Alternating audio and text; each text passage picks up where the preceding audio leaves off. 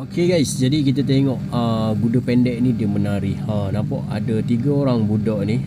Tapi semua dia orang dah tua sebenarnya. Cuma kuda je pendek. Nampak tu.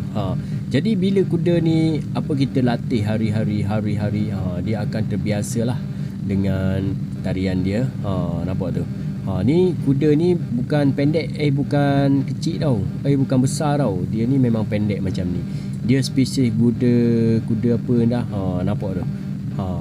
Sampai budak belakang tu pun korek gigi. Hak baju kuning tu dia puas dah tunggu sebenarnya lah.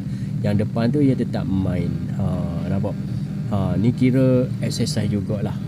Okey, selepas tengok pasal kuda pendek tadi, kita tengok pula abang ni. Mungkin ramai yang kenal abang ni. Dia jual sayur ni. Kan. Jadi dia ada jual ubi kentang, ada jual bawang. Dia guna kereta helak guys. Dia dalam bakul ni macam-macam ada. Cuma ada juga benda yang tak ada lah. Kan. Macam tu lah. Sawi pun ada juga guys. Nampak walaupun dia marah, busuk dia kata, tapi tak apa, kita faham. Nampak dia potong.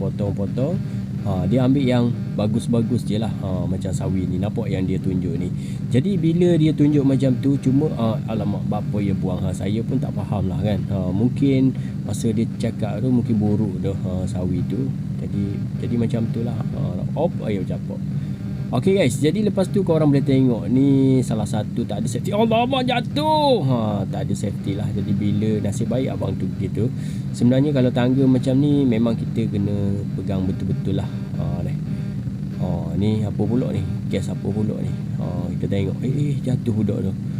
Okey, lepas dia jatuh tu kaki duduk atas helmet guys ku. Tak tahulah kenapa ni. Jadi macam tu lah. Mula-mula kuda tadi, lepas tu jual sayur. Abang ni terking.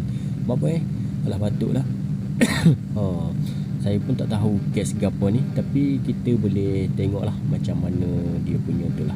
Lepas tu dia pun balik rumah. Jadi bila dia balik rumah kan, nampak tu janggut sampai merah lagu tu. Saya rasa sebab panas sangat tau. Tengok dia ambil apa pula ni. Jadi bila dia ambil supit.